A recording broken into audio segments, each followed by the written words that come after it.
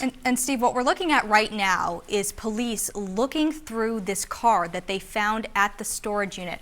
Again, investigators said during those press conferences that they found quite a bit of evidence in the car as well as in the storage unit where they found the suspect's body. They say that they found his gun at his feet, and they also found the satchel, that we saw in the photos that they had released. That was really critical, they said, to identifying this gentleman and knowing that he was the same person involved in both of these shootings. If we can pull up potentially, we have some photos that we found now in this paperwork of the suspect that investigators have released.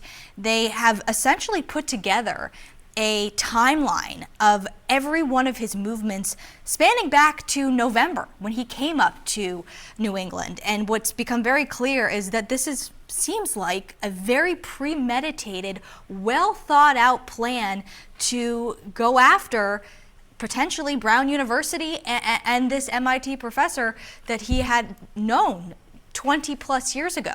And looking at these images, Ariel, you're seeing the live pictures from Salem, New Hampshire at that storage facility where the FBI evidence response team actually appears to be wrapping up the car in its entirety. They're in those suits head to toe and preserving all the DNA evidence that they're then going to certainly go through forensically. But it's interesting. They said that when they went to that storage facility today, they were actually concerned about the possibility of booby traps or other devices because of how sophisticated an actor he had been in trying to hide his whereabouts and evade capture using some of the previously mentioned tactics. But it's remarkable to see this right now as the police gather this evidence there in Salem, New Hampshire, where this story came to an end.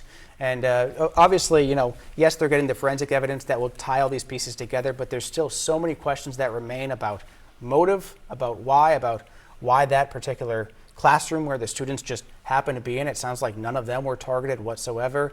And then more about why he may have targeted that MIT professor. Yes, there were some ties back in Portugal. They both attended university there.